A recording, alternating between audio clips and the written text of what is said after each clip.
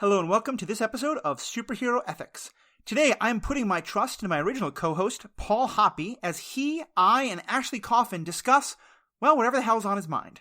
I'm going to have about as much control over what happens as Tony Stark does over Ultron, just like I have no control over these ads.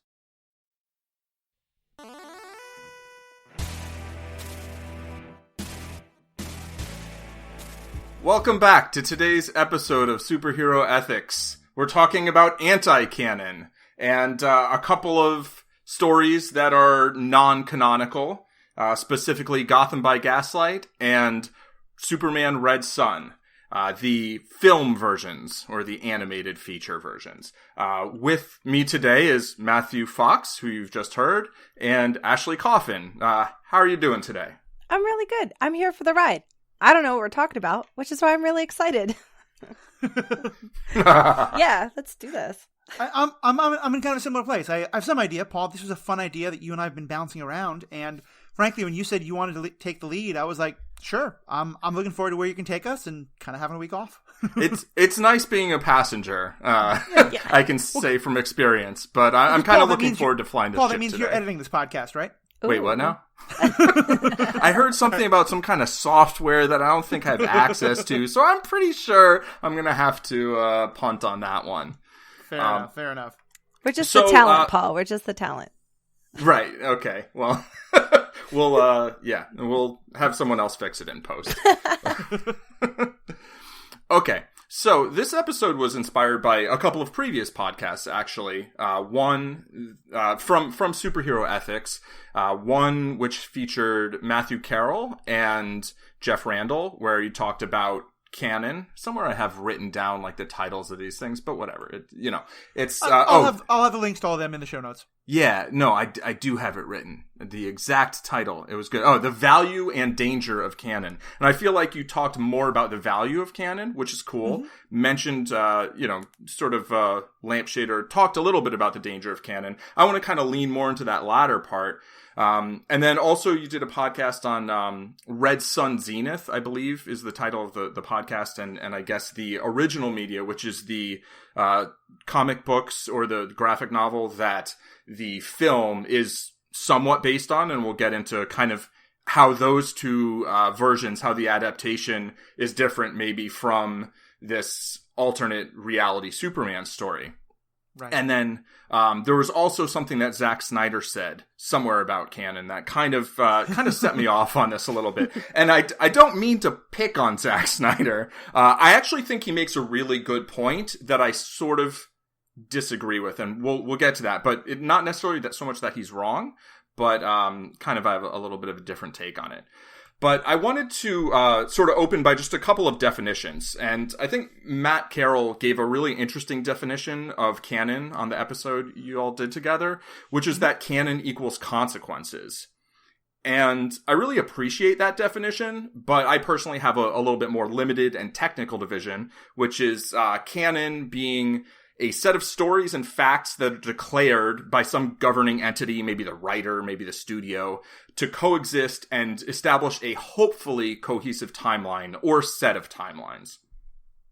And since I and listeners of the podcast have heard Matthew discuss this subject for a couple hours with Matt and Jeff, which I enjoyed. I listened to the whole thing, which I don't listen to all of every podcast. I go for long walks, though. It's great for podcast listening. I kind of wanted to see, Ashley, if you have any kind of thoughts on canon, its value, things you like about it, maybe some things that you dislike about it. Canon, stuff with canon is what can also make a toxic fandom. I love it when it happens and it happens well. But I feel like with Marvel being disassociated with like the Fox universe and the television, like Daredevil, Jessica Jones kind of universe, I have to digress to Marvel because it's all I know. Sure. When it happens, I love it and I'm super excited for it. But when it's not perfect and it messes up the timeline, like to me, it doesn't matter. Like it doesn't bother me as much as it would say Matt Carroll. Sure. Matt Carroll. Okay. But I find myself getting excited like when it does happen and when you can put these things together and the stories all add up and everything adds up to what you have already seen or heard of in stories that you already know. But I also like to be surprised. Mm-hmm. So if they deviate from canon sometimes to make the story more interesting for people who already know the story, like it's fun to know the story, but it's also fun to be surprised. Right. Like so many of these things that we watch and talk about are adaptations from some written medium, right? Or some other visual paper medium. And so if you know it's going to track exactly, like I think the early Harry Potter books were often, or the early Harry Potter movies were sometimes criticized as being too faithful to the books. Yeah. Right? Mm-hmm. And then as it went on, they kind of got their own thing going, so maybe there's a little bit more suspense, whether it's going to track exactly or you're going to be surprised a little. Yeah. Like go ahead, Matthew. I was going to, and this is actually interesting because this came up in the discussion of the most recent episode of The Stand that Ashley and I just did. The Harry Potter movies, I think, it's not even just that they're too faithful, it's that they're what one reviewer described as the amusement park ride version of canon. Because it's not that it goes into the points, it's just that it says, oh, hey, look, there's that character. And oh, hey, look, there's that character. And it's so that the people who, it's kind of like all Easter eggs without any depth to it. Right. Which I think is definitely all Easter eggs, but no chocolate. Yeah. Or something. Yeah. It's like Lord of the Rings. It's like when Lord of the Rings movies took out Tom Bombadil. Like, I didn't give a shit. Yeah. Right. and when you talk about the sort of toxic, not that there's a toxic nature to canon, but that sometimes it's sort of, I think, kind of weaponized by sort of gatekeeper fans. Is that kind of what you're talking about sometimes? Yeah. It's just like if you don't do exactly, like look at WandaVision, for example. Paul, are you watching WandaVision?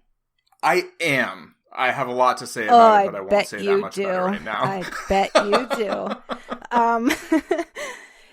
There are things that are happening that in several different comic lines happen exactly the way that they're laying it out. And as much as I want to be right with my fan theorying and stuff that I'm saying on like the MCU podcast, I also just want to be surprised too. It's kind of like Civil War when they introduced Sharon Carter. Ken does my husband doesn't want to know any spoilers. So when they introduced her character in Winter Soldier and brought her back in Civil War, I was terrified for Captain America. Terrified the whole time. But they didn't do it. And I was very happy with that. Like they didn't finish out the Civil War timeline with what she does. If you want to do it, go read the comics. Right. Yeah. So I was like really happy with that. Like keep surprising me. You know, you don't have to always be canon. But when you throw it in there and it works, it's perfect. Yeah. Yeah, the Civil War comic is a great example where I remember reading the Civil War comic and be like, I don't really like this. And then seeing the movie. And actually, at the time, I didn't love the movie. But on rewatching, I think I love it. I think it's great. Oh, and I'm really happy that they didn't go exactly with the canon. They kind of went with the spirit of the stories, but but they adapted it into a way that made sense in the MCU and gave us something different. And for me, like, if we can have something that, you know, we're like, oh, I guessed this and I guessed this, but then this other thing surprised me. That's kind of like almost like a perfect kind of mix, exactly. You know, where you kind of get to feel vindicated in spots, but then you also get to be, you know, feel surprised. It's perfect. That's a perfect way to explain it.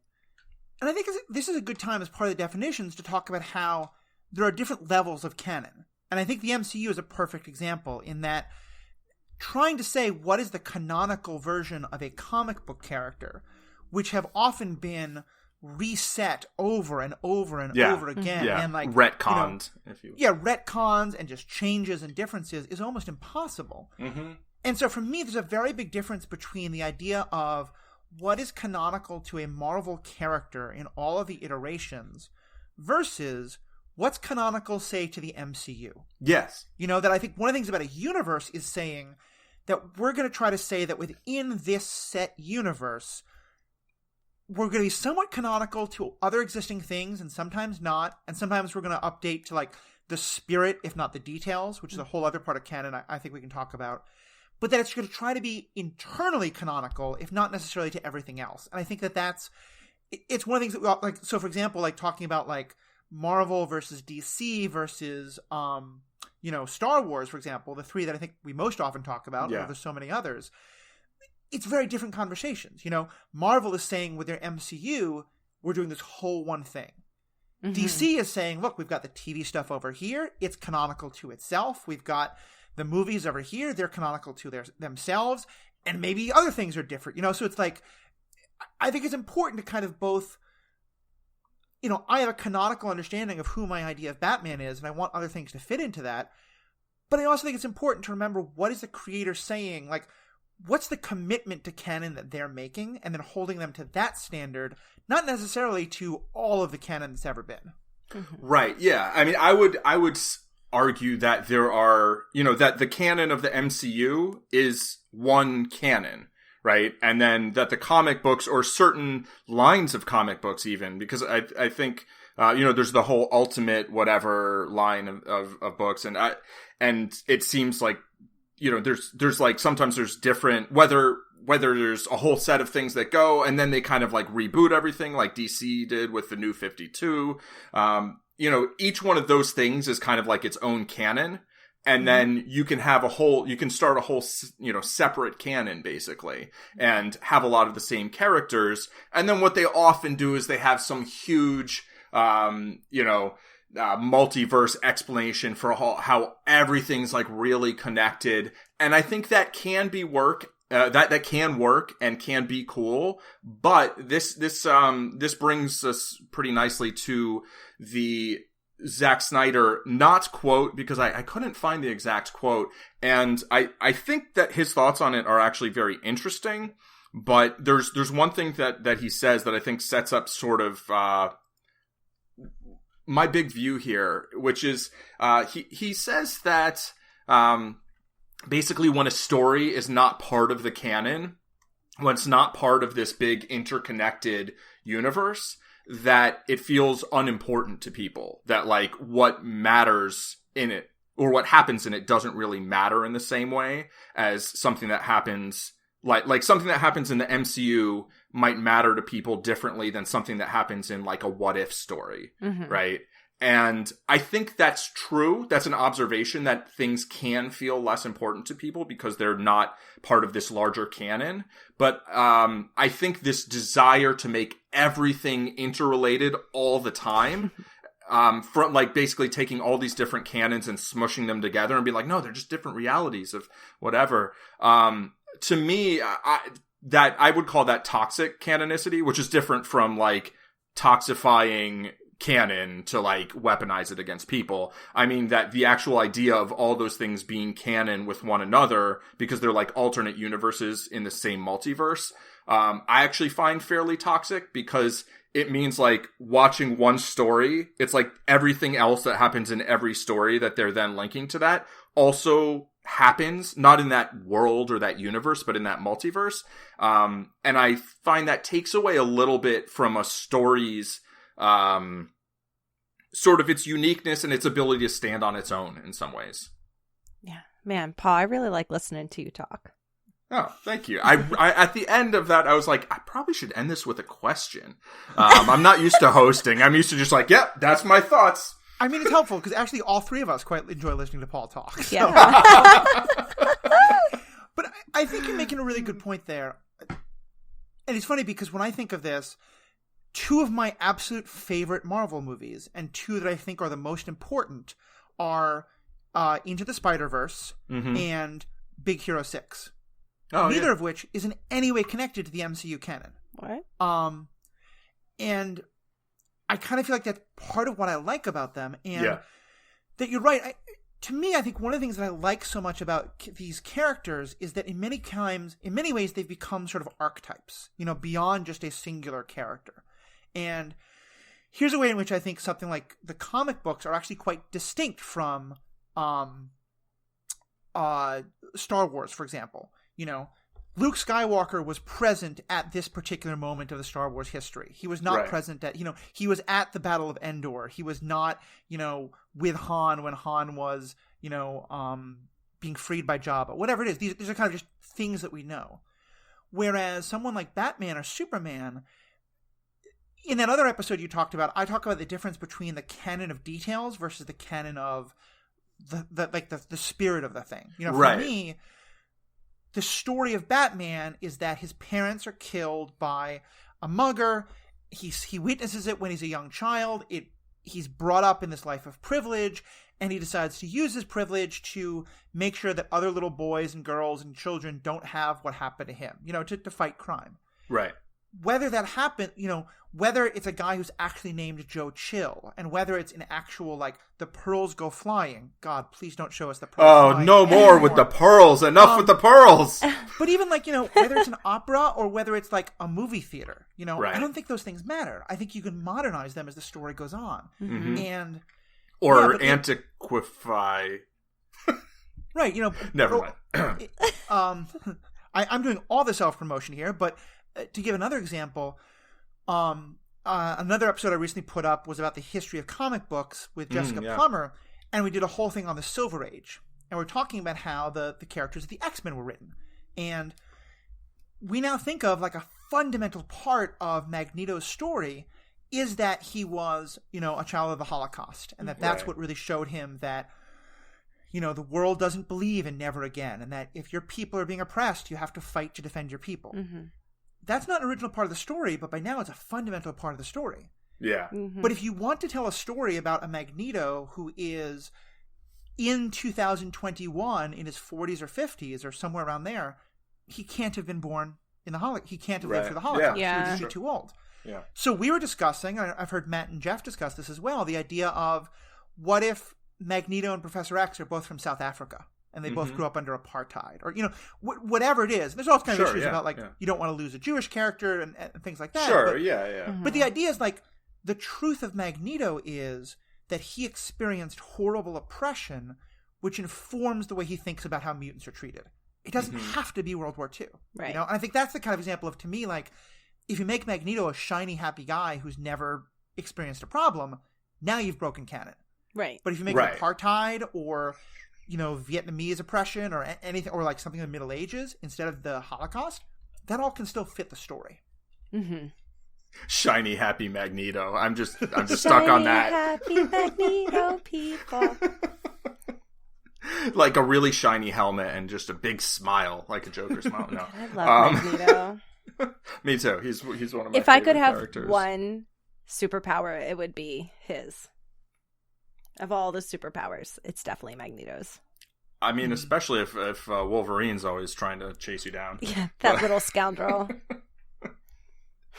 I would go with Wolverine's, actually. Really? Not the adamantium thing. Just the never dying and aging and I just feel like I would be able to invulnerability. Rip off of enough ATMs to stay, to have the life that I want. When people cut me off in traffic, I would make them literally disappear into dust, Wow, this got dark fast. I'm just saying what I would do with the power. Yeah, I would fair. I would love it. They would cut. Note, we didn't stipulate if you had these powers, would you be a superhero or a supervillain? So, right. I mean, it depends on your definition. I see myself as more like a rogue. Yeah. Fair. Only living for me. Do not cut me off. Any radioactive spiders out there, please don't bite Ashley. Oh, please she don't cannot bite be me, trusted with this power. No. Unlimited power. I'm enjoying this because it's not my job to pull us back onto the main topic. Right, yeah. So. Yeah, I'm like, I I'll keep going. Okay, so instead of getting into the whole great responsibility thing, my first question that I actually was going to, finish the whole rant, but then I was like, there, I have spoken. But is if a story is not part of an interconnected universe, do you feel like it matters less? Or maybe does it matter differently?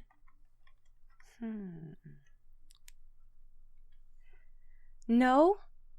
I appreciate really good storytelling. So if you can, create your own little pocket universe over here and it goes well with what's already going, then you do, I don't know, you do you, baby. Yeah, and I would say something like that, and I think the way it matters can differ wildly based on how it connects, because for me, the good side of canon, the good side of a connected universe is that we get to say, let's keep taking these same questions and explore them in different ways. So, right. For Batman, the line of what's the difference between justice and vengeance? We can play with Batman and put him in all these different settings and you still get to that same question. And, to use two of the examples I brought up before, Into the Spider-Verse, to me, it has nothing to say about actual, this version of Peter Parker that we have in the MCU. But it does raise some really great questions, of what kind of what could the Spider-Verse look like? What is a black Spider-Man like? And how important is that? Doc Ock, why does Doc Ock have to be a guy? How can we play with that in a different way?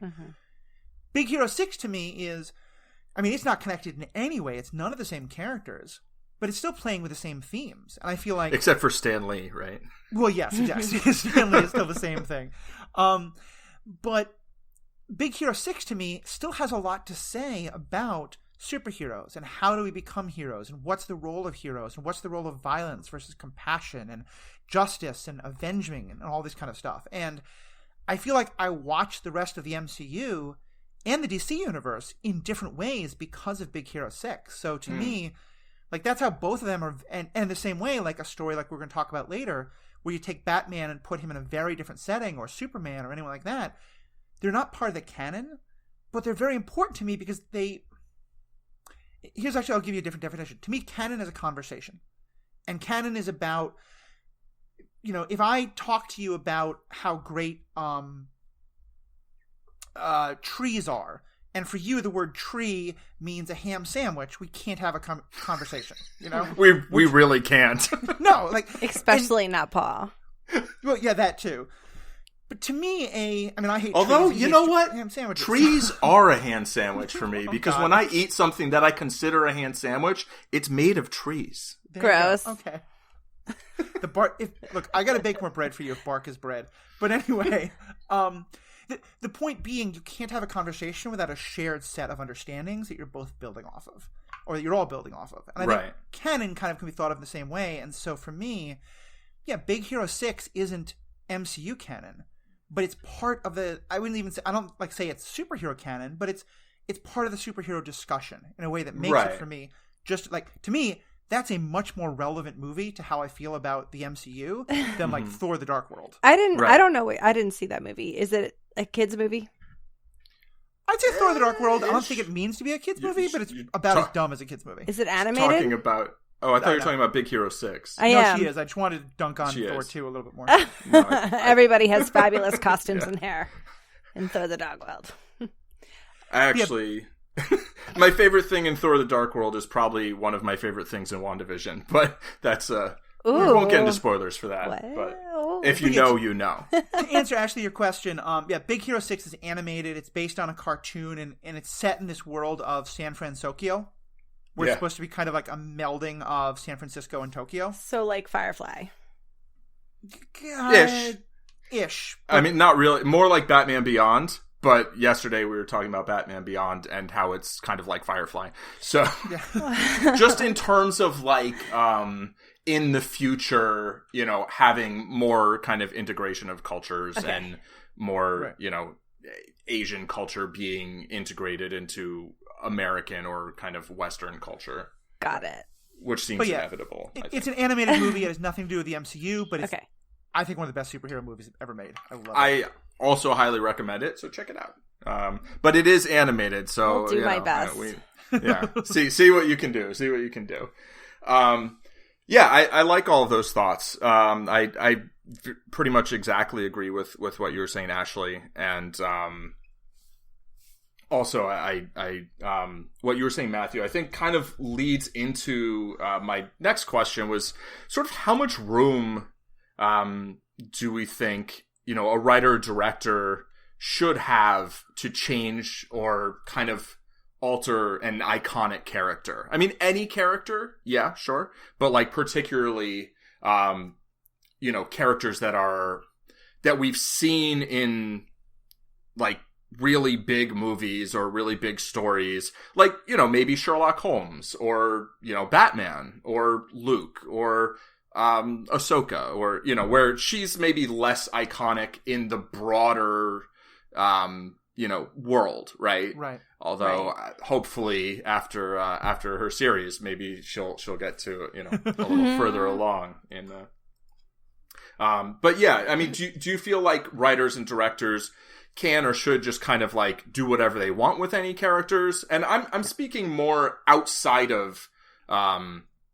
some kind of like, okay, if you're in the MCU and you take over Thor, I think we can all agree that there's a certain responsibility to like act like the previous movies happened, right? Like you can take the character various different ways, and I think they clearly have, but there are certainly some limits there. But in something like the things we're going to discuss, that's like a clear alternate reality kind of thing, or like in Enter the Spider-Verse, right? I mean, they have a very different Peter Parker there. Do you think that a writer or director has some kind of responsibility to keep certain aspects of a character the same, or how much freedom do you think they should have in doing these things? I feel like Bryan Singer should have half of his princess points stripped away because of what he did to the X-Men. Oh. Because those movies are so hard for me to watch because I grew up on the X-Men over the Avengers. Like, I loved the X-Men. And 50% of the characters in that were fine. Hugh Jackman was a great Wolverine. Michael Fassbender, like, I can't picture anybody else playing Magneto but him. And James McAvoy as Charles Xavier. Ian was McKellen? Yeah, Ian McKellen's excuse me. I'm sorry, I'm just thinking about my fantasy from earlier. Fair enough. Ian McKellen and Patrick Stewart are the perfect older versions of them. But then you have like the other half, like Mystique. It's like, no, she doesn't have scales. What are you doing? Why are you doing that? Who told you to do that? Like, nobody told you to do that. I don't know. He's one of those ones. It's like when Rogue they do 50-50. totally Yeah, Rogue. Ugh, don't even get me started. It's like if you're going to do it right. And if you're not going to do it, don't like decide like, well, I'm just going to change this part. It doesn't make sense.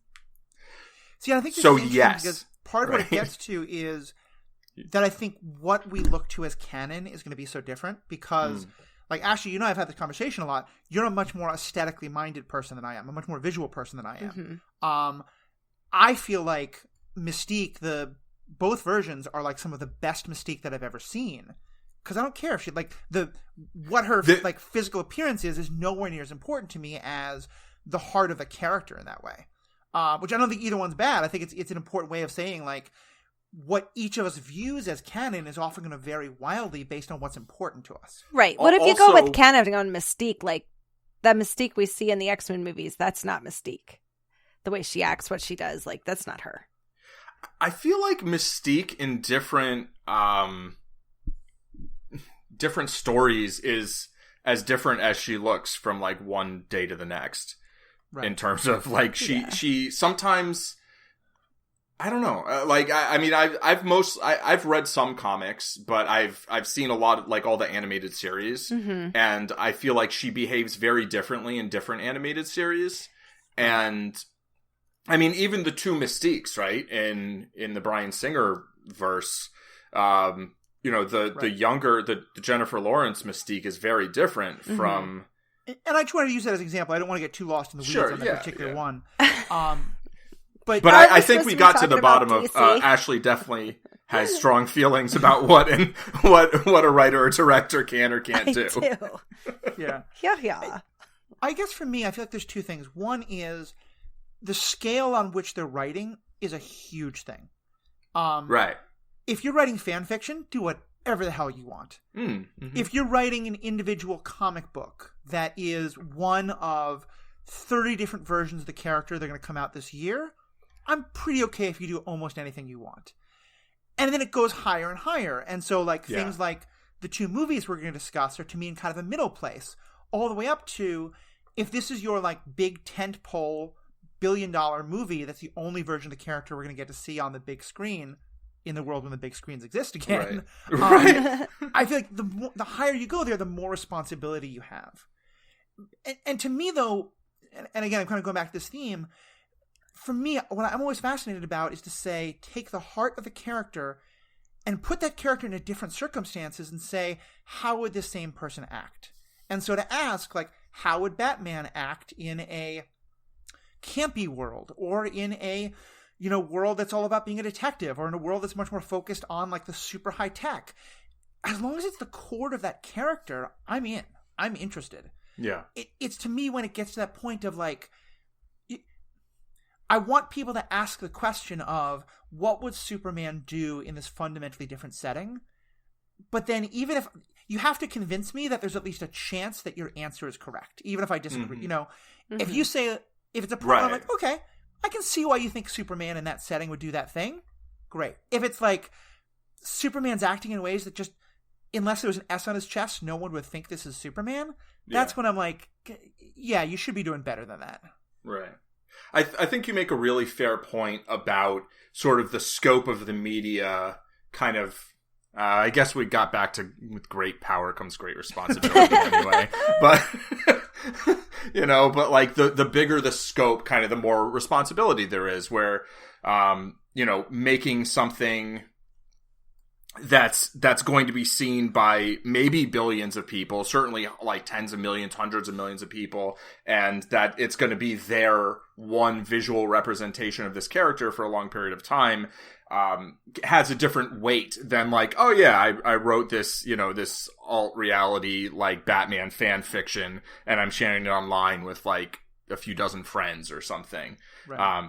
To me, so there's a couple of instances that I wanted to mention. One was the, you know, Dark Knight or the original, you know, the Dark Knight graphic novel, and then Daredevil also. You know, those are two characters that were much more, I don't know, kind of like, I don't want to say silly, but they much lighter, right? Kind of lighter-hearted characters. And then they got like huge makeovers. And the new versions of the characters kind of became like the new versions of the characters, where if you see the Dark Knight, you know, trilogy, and if you see, you know, Daredevil on Netflix, those are definitely the newer versions of the characters. And where they maybe didn't even really keep all of the kind of the same essence of the characters. So I kind of feel like there are times when you can take a character and really make like a sharp right turn, or change things a lot, and potentially for the better.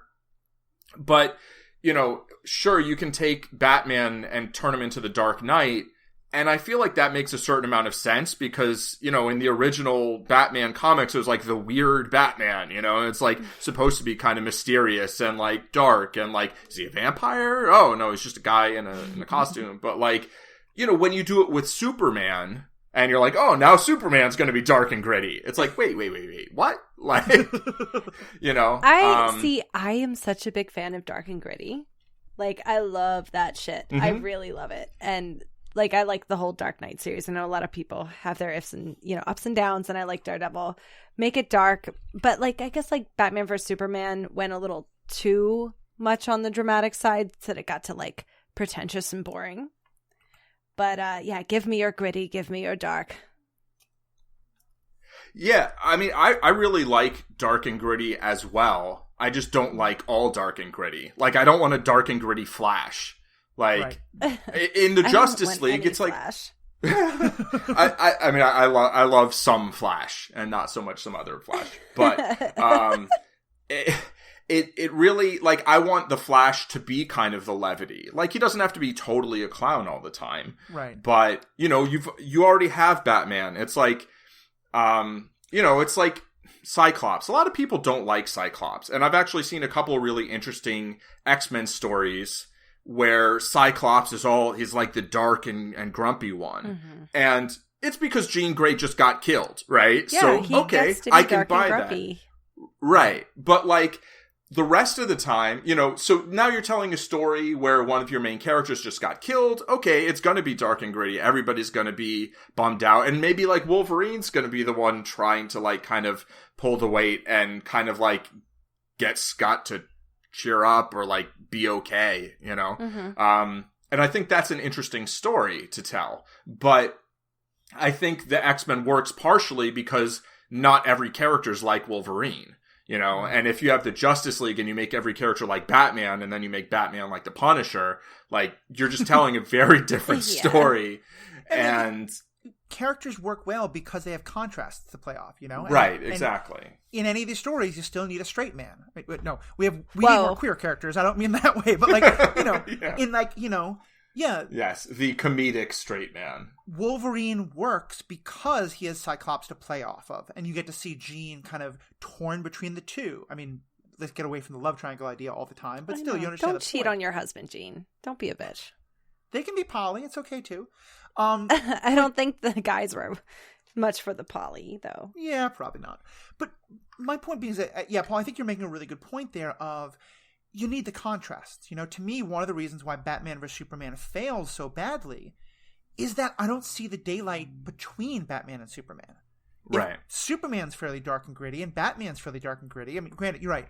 It's not really it's more Superman versus Punisher is really what that show should be. Right. Yeah. Right.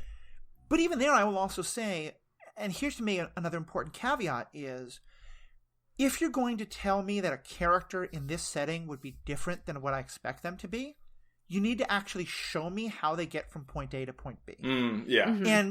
And here's where I'll say that a lot of this is also affected by what's the original story versus what's presented to us. Because I did see the extended version of Batman vs. Superman, and there I think that one actually does a much better job of showing us how the death of Robin has really affected Batman and made him into much more of a Punisher character. And so that character, he is still not my favorite Batman, but extended version Batman vs. Superman, I accept that is a reasonable interpretation of the Batman character in a way I couldn't with the original, because it's like show your work. You know, I could see how theatrical. The theatrical version just told us that happened. Right, and you're like, no, but that's not Batman. And then it's like, oh, okay. No, I see how. Yeah, if step one happened and then that would make him do this, then okay, yeah, I can see that. You know. Yeah. Yeah, I can't, but I can see how that would be more. It would be less ridiculous. Martha. Oh, boy. I think the other important thing I want to jump in here with, and this is kind of going back to what we were talking about before, but I think it's fitting for all this, is we often talk about what is the canon, you know? And I think not as much for maybe something like Star Wars or Star Trek, but especially for something like the comic books, canon is basically our favorite version of the comic, our favorite version of the character that we first saw. Right. Because, I know for me, Superman is Christopher Reeve's Superman. That's my canon. Until I started listening to the Flights and Tights podcast, which Jess Plummer does, it really goes into all the ways that's not canonical Superman in any way, in a lot of ways. And I think with a lot of us, it's easy to sort of say, well, like what I was saying before, original Magneto is the most, to me, Magneto is the most sympathetic villain I know of in comic books right now. Mm-hmm. Original Magneto is basically twirling a magnetic mustache if he had. Right. He is just completely ridiculous, over the top. It's nothing about mutant rights. It's about mutant supremacy and how terrible humans are. I mean, he's nothing like what we now think of as the canonical Magneto. Yeah. So, well, so I just want to, in terms of the word canon, I think the idea that there is a canonical version of a character is, I mean, I think what you're saying about it's kind of like the one that we first saw and liked, but I think it's flawed, the idea that there is a canonical version of the character, or that there is a canon, right? The Christopher Reeve Superman is the Donnerverse canonical Superman, right? That's its own canon, and I'm pretty sure Wonder Woman 84 belongs in that verse. But, the DCEU is its own canon, right? It's not non-canonical. It's its own canon. And, to me, I actually kind of had from watching that Batman and just hating it so much, I didn't find myself being mad about it, though. The way that I had kind of expected to. The way maybe The Last Jedi made me mad. Because it only connected with the other movies in its own verse, right? Mm-hmm. And I was like, oh, this just isn't a particular canon that I care about, because I don't really like how the characters were developed in it. I enjoyed Suicide Squad. I enjoyed Wonder Woman. I kind of enjoyed Birds of Prey. The rest of the movies, Shazam was all right, but it's in terms of canon, that particular, the Snyderverse, I guess, isn't really its own canon either, because they kind of deliberately were almost like, yeah, each director can kind of take things how they want. Mm-hmm. And there's an extent to which I kind of think that's fine. I just don't like most of what they created. But it's very different from what the MCU did. And would I have rather they made a bunch of movies with like a Batman that I like? Well, yeah, of course. Yeah. And so I don't get to see a Justice League that I like for another decade or more, because like it's just, so they kind of blew their shot at making the one that I'm going to like. Yes. Right. Well, that's frustrating. That was their problem. Instead of just waiting it out, they're like, oh God, Marvel is definitely pushing their stuff harder than ours, so we have to get this out as soon as possible. But you had like a Justice League movie, and you don't even have movies for the characters who are in it. So who's supposed to care at all about who these other people are? You're like, oh, cool, you got that hot guy from Game of Thrones, so some people are going to care about that. But you just like force-fed us a Justice League that we were not ready for. And if you would have just taken your time, everybody loved Wonder Woman. The Batfleck, he was fine. He was okay. I would have liked to see him grow a little bit more as Batman, but they just really threw it all down the drain to try to, I don't know, go bring things out as fast as Marvel. It just, and I don't even think this Zack Snyder Justice League cut's going to be able to save that, but I am very interested. Mm-hmm. Yeah, I have no interest in watching it, but you have to. I hope that it saves it for people, and if people watch it and love it, that I know. It won't. I think you're kind of getting to what I was saying about the great responsibility. If this was all a comic book, then you just have to wait another month. Right. But like you said, you're probably going to have to wait 10 more years to get... And honestly, the fact that they're going to redo Justice League in 10 years, I would say we should have to wait 50 years. But also, no, you're right. We're going to get into the Justice League in 10 years. That's just... Well, I mean, we're already getting a new Batman, right? Right. Yeah, I mean... Which I was like, really? Him? And now I'm like, actually... I'm okay with Pat. Like, actually... I'm okay with him. He's broody. He's got a good jawline for it. We'll see. Yeah.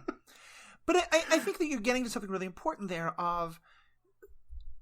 One of the phrases that I remember came out around that time that I think I first heard from you, I'm not sure, but it's there a lot, that I've come to love a lot more than I thought originally, was "not my Batman."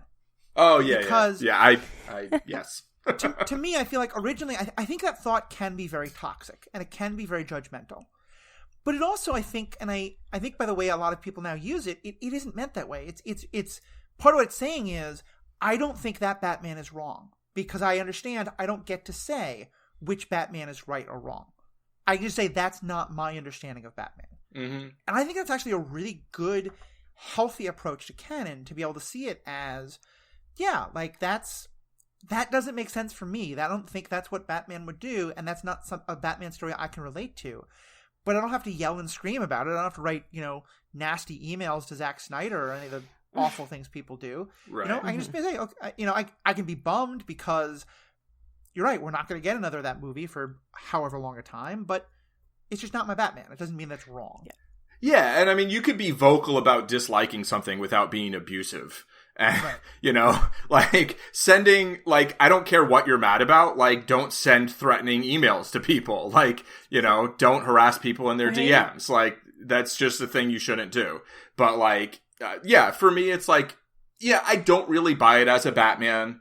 I do think if you want to make a Punisher movie, you should just make a Punisher movie. Right. But, like, I'm just like, I spoke to some people who really loved that movie, or at least liked it, and were like, yeah, it was fine. I liked it. I'm like, okay, it's not my Batman, but, like, whatever, I feel a little differently about, like, Luke in The Last Jedi, because it's like, this is canon, and it's like, there's so few, we waited how long for this? But, like... it's just like, that's not my Luke Skywalker. But it's like, for me, it's like, then those movies don't have to be canon in my mind. That can be some alternate reality for me, where it's like, I really enjoy the main characters. I wish that all of them had gotten, more equal screen time and attention. But that's for another podcast, Star Wars Universe podcast. I mean, I think that gets into what I was saying before about the difference in the different kind of verses, because... Yeah. To some extent, when the Legends canon was happening, we sort of had everything going in different directions, but we really have only had, like, one canonical, especially once the Legends went away, we don't have 8 different writers writing 8 different versions of the Battle of Hoth. We have Mm-hmm. the one canonical story. And, Right. Last Jedi Luke is, for me, very much my Luke, and it's not your Luke, and that's totally okay.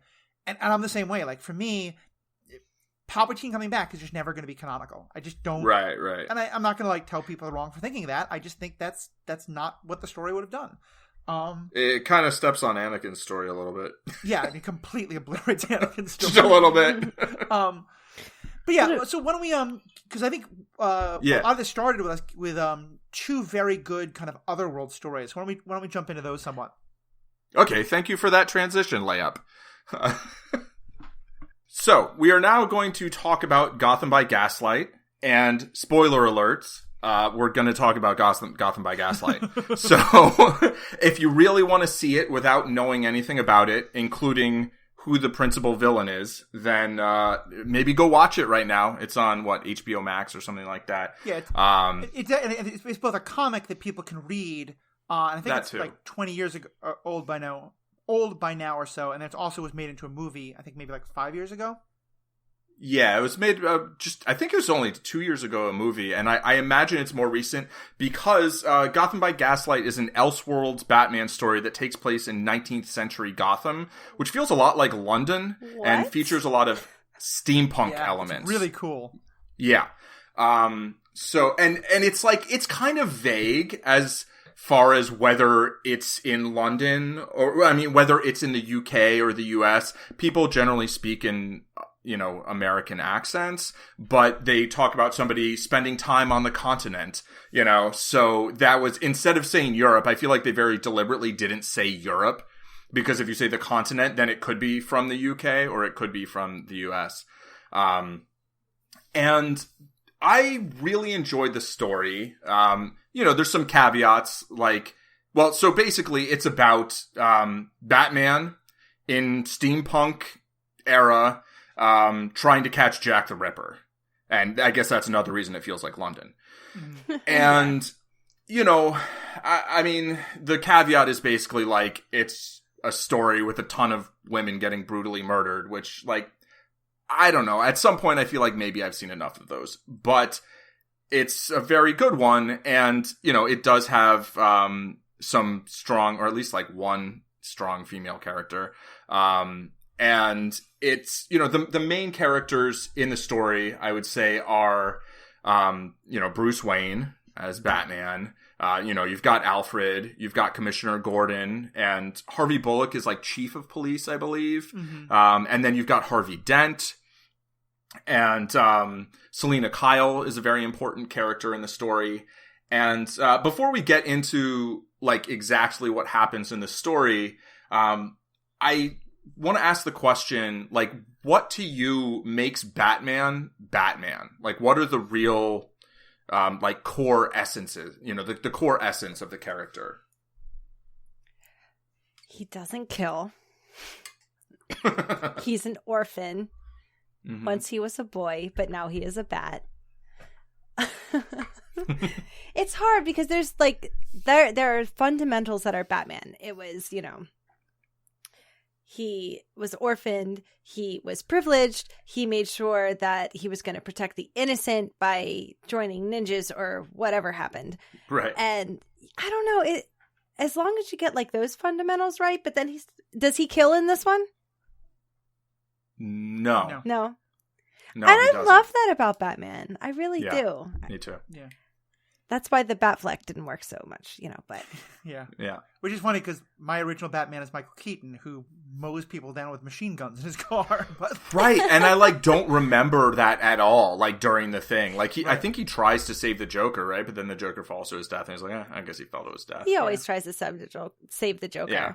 But the film Batman's, And I think I have a pretty similar list to you, Ashley. To me, what's fundamental about Batman is that he lost his parents as a young kid, and that he was, and this granted is not Batman 66 necessarily, but he was fairly traumatized by it, and it's still something he's wrestling with, and that he is now using his privilege to try and make the world a better place, because, and I think this is the other thing that at least is essential to my idea of Batman, he lives in a world where the justice system is not working the way it is supposed to.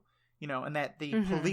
police and the courts and all this are so corrupt, and that he feels like he has to, break the law to be the law, and that tension of being a vigilante in order to do justice, as well as the tension of, are you doing justice or are you doing vengeance? To me, those are kind of, and also this idea of, who are you accountable to? Those are all the things I think of, at least as fundamental to any Batman. Yeah. Yeah, and so that pretty much matches my list for the most part as well. To me, the idea of not killing people, basically trying to non-lethally apprehend violent people, is fundamental to to the Batman that I love, right? And is why I feel very differently about Batman compared to Punisher. And particularly in a world where we have it, like our world, where police, you could say aren't effectively doing what we want them to.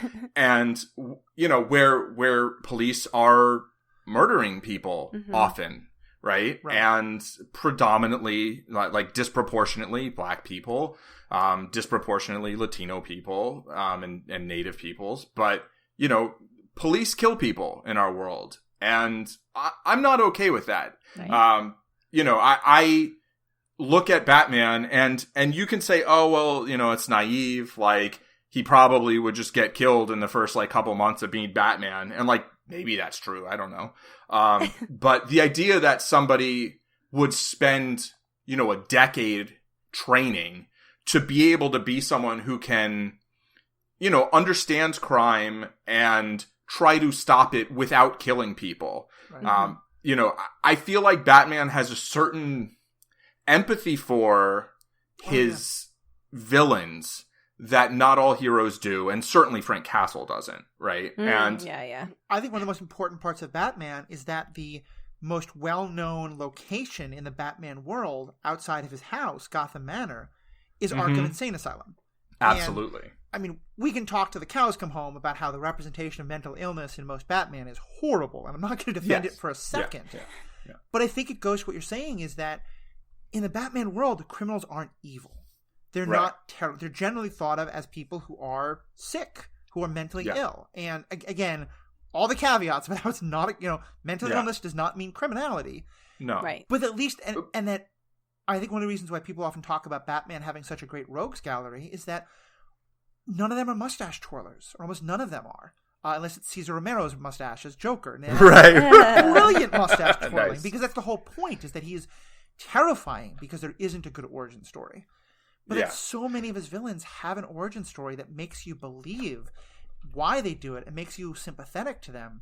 I think you're right. It's not unintentional. It's because Batman is sympathetic to him. Batman understands that this isn't just random things. It's funny. I never even thought of it in these terms. I think it's in part because... Do you think that on some level it's because Bruce Wayne knows how close he could have gone to becoming a supervillain? Maybe. Yeah. I think that's a great take. Yeah. He could have been a Lex Luthor. Yeah. I mean, he was going to murder Joe Chill in Batman Begins, right? And in Gotham. And I have to say, Christian Bale, to me, is the best Batman just because... And it's not even the movie or the Nolan movies. It's what he plays Bruce Wayne and Batman equally and perfectly. Whereas, I love Keaton, but he doesn't have the Bruce Wayne down. He has a good Batman down. And Ben Affleck doesn't have a good Bruce Wayne. None of them really have a good Bruce Wayne. He's supposed to be good looking. He's supposed to be a millionaire playboy. And, in Batman Begins, when he has the models swimming in the hotel, fountain that he bought, even though it's breaking his heart to do it, he knows these are the dumb shit things he has to do to keep up the Bruce Wayne, persona, so he can do this other stuff on, the backhand that's saving the city. I don't know. Yeah. And then I love that Batman. Me too. I think visually he also he looks like Batman. Yeah. To me, Hockey pants be damned. That wasn't his fault. He didn't decide to do that. Right. Yeah. The one thing that I'd say those movies lack that Gotham by Gaslight really features heavily And the animated series, and the Batman and Bruce Wayne voiced by Kevin Conroy, is this sense of being a detective, Batman being referred to as the world's greatest detective, which also Sherlock Holmes is referred to as the world's greatest detective. And so they have to fight to the death? Actually, in Gotham by Gaslight, there's one short line where Bruce says, yes, they have to fight to the death. Perfect. Wait, no, wrong story. Sign me up. Where Bruce says, one of my mentors says, once you've eliminated the impossible and, all that's left is the improbable, then that must be true. And that's a Sherlock Holmes quote. So, there's basically that this Batman was taught by, Sherlock Holmes was a mentor of this Batman, which I love. And my Batman is like basically Sherlock in a comic book world, who knows a lot of martial arts and has some fancy toys. And this is like an adult animated series. Is this on HBO? Yes. Okay, cool. It's not a series. It's a movie. It's like The Killing Joke. It's like The Killing Joke? It's like The Killing Joke. But perfect. really, I am watching that shit this weekend. Yeah. It sounds amazing. Nice. I think you really like it. I want to say one word going back to the Snyder stuff, and then let's talk more about Gotham by Gaslight, because I think it's a great example of good canon. For me, what you just said about the world's greatest detective is exactly why the backstory to make him less Punisher helps, but that's why still the Snyder Batman. Oh, it actually has some of that? Well, no. What I'm saying is Snyder Batman is the extended version of Batman vs Superman explains how Batman becomes Punisher, and so I can more believe that. But it still has none of Batman as the world's greatest detective, which is why it is never going to be my Batman, because the central part of the movie is always still going to be that Lex Luthor outthinks Batman and manipulates him. And just... Nope. Yeah, that's just... That, nope. No. The common theme in Justice League again and again is Lex Luthor running mental rings around Superman and Batman just chuckling in the corner before finally being like, look, Supes, Clark, that's not how this works. Right, exactly. Clark, I mean, one of my favorite Batman lines ever is when Amanda Waller's saying to Batman, and Batman's like, what do you think Lex wants here? And she's like, he wants to be president. That would be, that's power. That's enough for any man. And Batman's like, almost any man. Yeah. like he knows that Lex is up to something more than just trying to be the president. Right. Like he knows Lex has some bigger thing. And yeah, the idea in the Snyderverse and in Batman vs Superman of Lex just totally pulling the wool over Batman's eyes is like, I'm like, nope, not my Batman. And not my Batman. But to tie it all back, I think Gotham by Gaslight is one of the most canonical Batman stories I've seen. And, interesting. And this goes to me against very much about what I think of as canon. He has a horse carriage. It's not a Batmobile. He doesn't have bulletproof armor. And at one point, he has a handsome. He actually gets wounded by a bullet. There's all of these things that are so fundamentally different. A person who we know of as a supervillain in a lot of the story, her sort of normal equivalent just gets killed at one point and never becomes a supervillain. Like there's a lot of things that are the details of which are fundamentally different. But he's the detective. He's wrestling with that trauma. He's wrestling with how much does he or doesn't let other people in. I don't want to have a spoiler, but there's a fundamental moral conflict at an important part of the story where he's wrestling with, is it more important to be Batman or to do what Batman is supposed to do? Right. And I'm like, it's 1890s. It's basically London. It's a totally different circumstance, but this is 100% Batman. Yeah, I totally agree. I mean, I see it and I'm like, that's Batman. And there's, should we just not spoil like who's like the mystery? Because I feel like that's so much of a, like, we don't have to, right? Yeah, I don't think there's any reason to spoil the mystery. Yeah. Okay. But it's a story set in a completely different setting, a totally different Gotham that still really feels like Gotham. Right? It's dark and industrial and like people are poor and suffering and the cops don't care. Gotham and Gothic. Late 19th century London is basically the definition of Gothic. So yeah, it works really well. Exactly. So it's like Steven Soderbergh Gotham. No. There's no Batman 66 bright primary colors or anything like that. I just wanted the butts and the nibbles. I'm listening on this. Back to the story. Okay.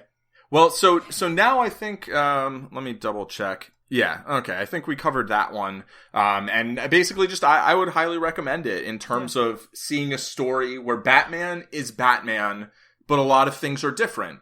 And to me it just works. Does he wear a top hat and long coat? Sometimes. Awesome.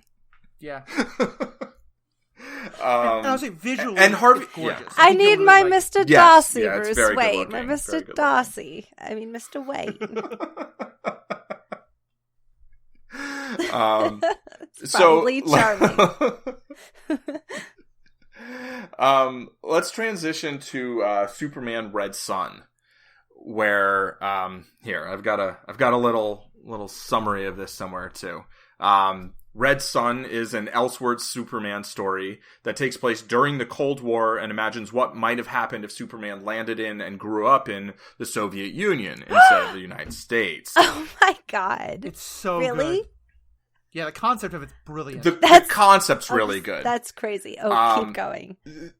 There's a graphic novel, right? Matthew, you read the graphic novel, which is what, a collection of the comics that had been it's released, like in. And I think, like Gotham by Gaslight, there was a set of kind of elsewhere, or I'm not sure if it was part of the same set, but it's the same idea of there was a number of comic books released in sort of 3 books, and you can get all 3 books as one. Just it's called Red Son, and it we're not going to go. I'm going to give a little rant at the end of it, but if you want to kind of like go super meta on the canon, the movie.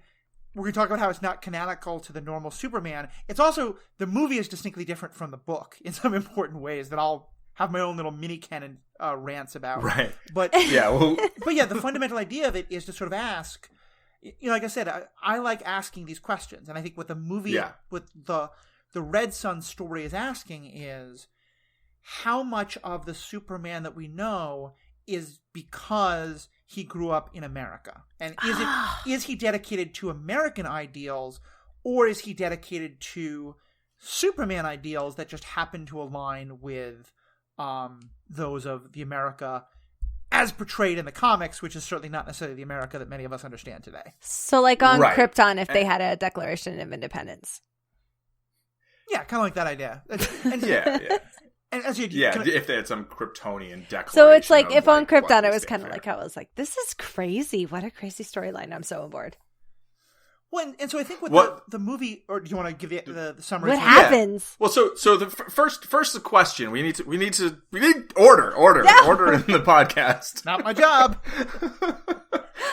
So, again, I would ask the question here, like, what makes Superman Superman? And because here we have Superman in a very different setting, right? Mm-hmm. But it's still Kal-El. Like, what makes Superman Superman, and what would, is it truth, justice, and the American way? Or, is it truth, justice, and absorbing the ideals of the nation in which he grows up? Or what else is it? The latter, right? Right? No? I would say yes. Yeah. And I think that's the argument that the story's making. Well, let's go, before we even get into the story, let's just talk about the Superman himself. To me, the essence of Superman is the Boy Scout, that he believes in goodness and right as defined for him by the society that he's living in.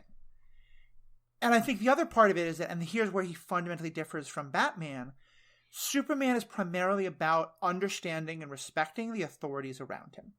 He practices the law. He upholds goodness as is explained to him by the people around him. Right. He's lawful good. Yeah, he's lawful good, whereas Batman is very much chaotic good. Yeah, or neutral good, I actually think is Batman. That's possible. And then the last thing I think for me about Superman is also that he has this incredible power that under almost, like, there's always this question of, if Superman went bad, we're all fucked. Because there's literally no way to stop him. And so the only reason we can feel safe is because we know that Superman is so good and so pure that he will never go bad. Right. And of course, the fact that red krypton exists makes that whole red kryptonite exists makes that whole question. And I think right. And Amanda Waller has a point, is what you're saying. Exactly. Yeah, and I like most of the stories that are about what if Superman went bad. To me, those are the kind of fundamental parts. What about for you, Ashley? What are the fundamentals of who Superman is? It kind of makes me okay, here comes some questions. So on Krypton, when his planet was being destroyed and his parents sent him away, was it by like an evil, like a Nazi style takeover of his planet, or was it an insurrection or like a civil war? Most versions of the story, it's an environmental disaster. Yeah. And it's actually kind of a model of the climate change debate 40 years before the climate change debate. Right, right. It's that there's this oncoming ecological disaster, and Kal-El's family is the only one who understands it and recognizes it. Okay. So when he would get to wherever he was, I would think that if he was raised and told that this was right by whatever group he was with, how would he know the difference of what was right? So it's hard to think about Superman in a different setting and not just go with that's how he would think, because if you take him out of America, I don't know how to think like a Superman would think, because he would obviously think that whatever he was taught by whoever saved his life and took him in would be right. And I think that's one of the things that the Red Sun story really explores in an interesting way is he believes, truth, justice, and the American way, that's the American ideal. And for much of the Superman comic, they don't raise the question of, does America actually live up to that? In more recent times, they very much do. Yeah. In this one, though, that's the whole question is he's raised, and I think it's very important, he comes of age in the years immediately after World War II, when the Soviet Union has literally just defeated the greatest evil that's ever been on Earth in Nazi Germany. And all these stories about the glories of Soviet manhood and the wonders of what Soviets can become. And so he becomes this very idealistic person who believes in, the glory, not even Soviet glory nationalism, but of the workers' paradise and the evils of capitalism and all of these ideals. And then a lot of the story is about kind of the difference between communist ideals versus Stalinist government and sort of where he fits in that. But right. I think at least in the first part of the story, Paul, I want to know your response to it. In the first part, it very much feels like Superman to me, because it does feel very much like he wants everybody to have a good life. And if he comes to Earth in Kansas, he's told capitalism's the way to do that. If he's born in the Ukraine, if he lands in the Ukraine, he's told that communism is the way to do that. But they're both fundamentally the same idea of everybody having a happy, good life. Yeah, and basically trusting the system to be looking out for people. Right. And so if he supports the system with his superpower, then that will help the system basically take care of people. And in capitalism, it's not about taking care of people, but it's about, basically trying to, I don't know. Mussolini made the trains come on time. Right. I mean, it's like to fight against the people who are kind of trying to thwart people going about their lives. And I do feel I enjoyed the beginning of the animated Red Sun. I didn't read the comic. I listened to the podcast and I was like, oh, this sounds different from the movie I just watched. And there was one thing that comes up later that I was like, well, now you've totally lost me. But early on, I enjoyed it, as I felt like they weren't trying to say, capitalism bad, communism good, or communism bad, capitalism good. They did I say the same thing twice, or did I say two different things? I think we know what you meant. Yeah, it sounded different to me. Yeah. Okay, good. The point being, the beginning of the movie didn't feel like it was taking a stance as to what was right and what was wrong. It was kind of more just here are our two world powers that are opposing one another, and each one is saying that it's trying to do what's right for people. And Superman lives in a particular place, and he's trying to help his place do what it says it's doing. And then, he finds out about, Stalin doing some bad stuff, which Stalin did. Right. And, I would argue that Stalinism is horrible and is not communism, in fact. It's just a different brand of authoritarianism that markets itself as communism. And then Brainiac shows up. So first, so I think we can spoil this part, right? Like what happens to Stalin. You know what? Stalin dies because historically Stalin died. Can I take a shot at it? Yeah, go for it. I think the essential part of the story, and this is true in both the book and the movie, is that in the same way as normal Superman, he wants what is best for everybody. But in part because he grows up in a world where there's much more of a comfort with the idea of using the power of the state and the power of the military to sort of, force, kind of basically offer people liberty or death. Right. Instead of it being what we request, it's like, we're going to give you liberty or we're going to give you death. Right. And we're going to give you what we're saying. That Superman is horrified by that, but that Superman becomes comfortable, especially in the movie version, like he leads the Soviet army to defeat South Korea because he believes in like liberating Korea. And what? Yeah. Oh, I have to watch this one. Which is very different from the books, right? Right, yeah. And the idea, and I think there's a lot of stuff that happens kind of off screen, and so here I'm going to go more kind of on, if I know what the comic says, I can interpret what I think the movie is trying to say, is that he is making life better for everybody in the places they go to, but he's doing it by force. And it's, in many ways, to me, it's the Superman I'm always terrified of. It's the Captain America I'm terrified of in Civil War. It's when a person believes that they know what is best for someone else and they have the power to enforce that on someone else, what stops them from doing it?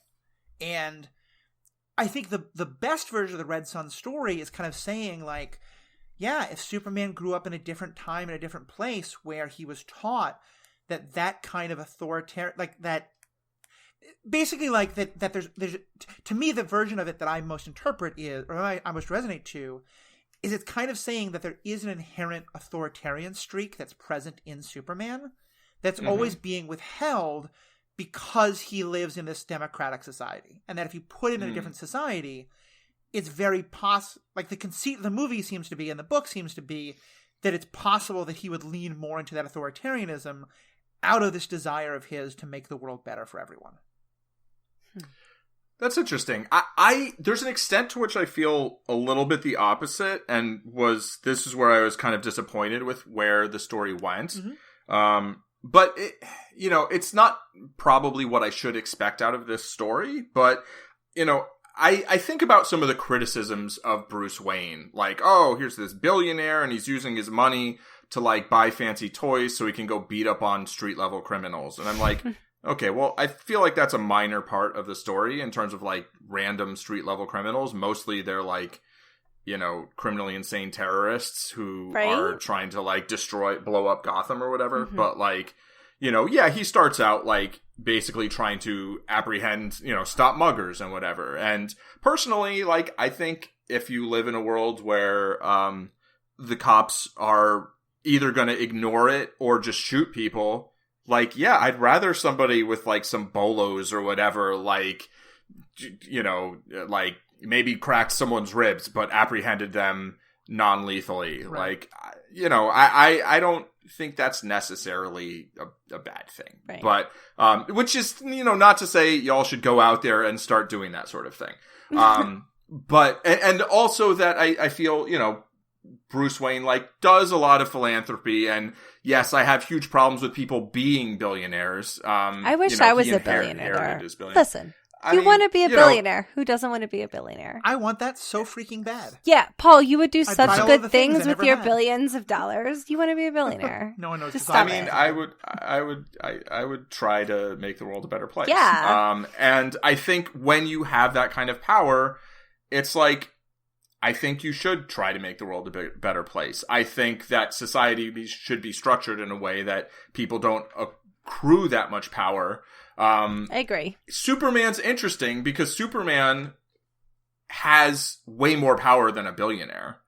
I mean, in many ways, yes. Because I mean, in all the ways, he could be a billionaire if he wanted to be. He could be a trillionaire if he wanted to be. He could rule the entire world if he wanted to. You know, it's basically, and so when people say like, oh, well, if, you know, Bruce Wayne should be like, spending all his effort, like trying to alleviate poverty, like maybe, but it's like Superman could not necessarily end poverty, but he could end various forms of oppression by just being like, yeah, you don't get to do that, or I'm going to come after you, right. You know? That's true. So there's an extent to which it's like, if Superman doesn't overthrow, like if North Korea exists and Superman exists, like North Korea shouldn't keep existing.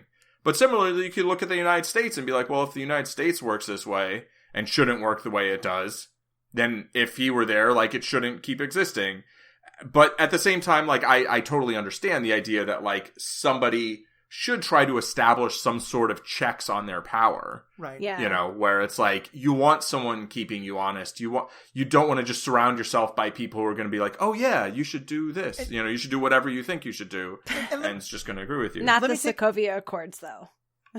Right. Exactly. Right. Definitely not the Sokovia Accords. But maybe not reject the whole idea of the Sokovia Accords. Say, we need some kind of accords and let's work on them. But no. Yeah, right. Captain America, always trust him. Be like a tree. Yeah. But here's the thing, and I'm going to talk a little bit about the difference between the book and the movie, because I think it's important. Yeah. Because the whole question originally for this is supposed to be, how close to the canon is it? And I think the book is actually close to what I can believe about a Superman, and the movie isn't. Okay.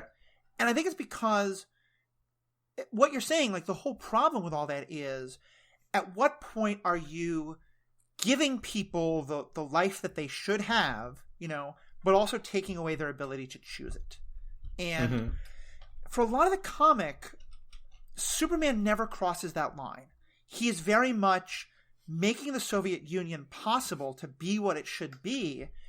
And so other countries are wanting to become like that, and other countries are choosing to become, because he's basically saying, we're going to have true communism without Stalinism, because I'm going to kill any possible Stalinists. Oh, that sounds better. Well, right.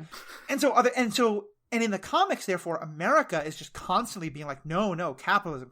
We have to attack. And it's over time, Superman he becomes more authoritarian, but he's kind of driven there because they're so constantly being attacked by America, which is led by Lex Luthor, and there's all sorts of stuff there. What? It's basically like Lex Luthor becomes the force of like, I'm going to build the forces to defend capitalism to try and take down Superman. Huh. Yeah. And so he does eventually, it's the showing your work thing. He does eventually go into authoritarianism because it's about like, he thinks there's no other choice. In the movie, he just goes straight there. Like the whole like thing about Korea and stuff like that. Like that's not in the I don't remember if that specific detail is not in the comics. I don't think it is, but either way, like there's a huge amount of he's much more authoritarian, and Luthor is presented much more as a hero instead of a deeply cynical kind of anti-hero, maybe just as much of a villain. And I feel like Luthor starts in the movie being like a Luthor I recognize. Right. And then by the end of it, I'm like, what? Like, who is this? And, you know, and Superman, to me, kind of turns into like the Justice Lord's Superman. Yeah. You know, which I feel like, having seen that in Justice League, I can buy it a little more. You know, this idea that this Lex Luthor being president of the United States or whatever, or, you know, can kind of drive Superman into being this more authoritarian, using his power like more of a blunt instrument instead of kind of curtailing his usage of his power in some ways. Wait a minute. So Lex Luthor fucking Donald Trump's his way up to being the president? I'm sorry about the F-bomb. We get one per PG-13 episode. Yeah. He did it before. Yeah. Before Lex Luthor becomes president in a number of different versions of the Superman stories. Good for him. But we can't discuss what happens to him, because then the FBI or police might come to one of our doors. Listen to an earlier episode to understand what that's about. I'll put the link in the show notes. That was fun. Check the show notes. It was not the FBI. It was just some random coppers. That's what they told you.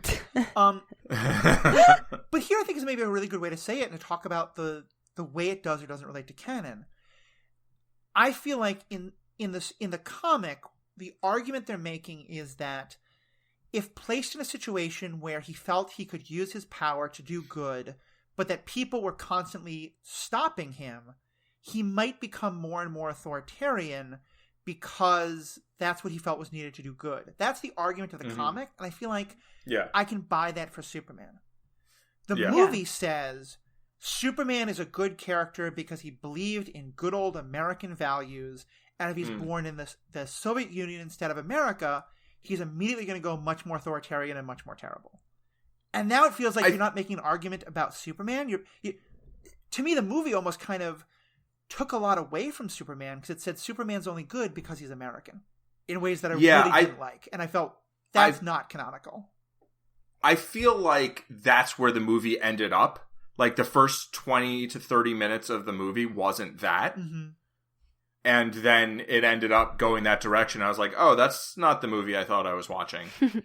Yeah. And I also really didn't like that. I think it takes a lot away from Superman. I think it gives too much credit to the United States. And it just...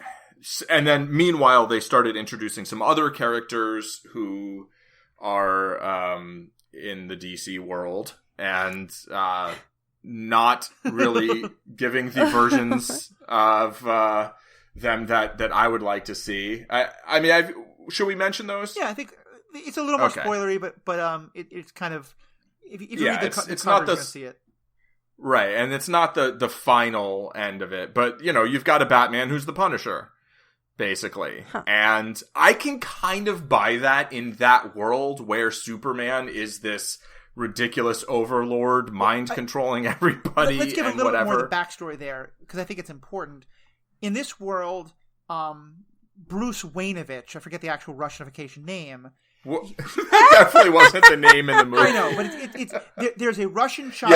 And his parents are... I think they're Ukrainian. Yeah, his parents are anti-Stalinist dissidents who are murdered in front of him. Mm-hmm. And so it's the same kind of Batman story, but instead of it being about I want to fight crime, it's about I want to fight, the state. And so he becomes this... depending on your point of view and depending on the book or the movie, either a kind of like libertarian leaning like freedom fighter or a domestic terrorist. But certainly, very Punisher like. He has no problem killing innocent people. He has no problem, doing horrible things, including to Wonder Woman, which how he does it is never explained. But But it's what all happened? because, he has seen his parents killed by the state, and so all he wants is to take down the state. Yeah, and That's I would say, that actually.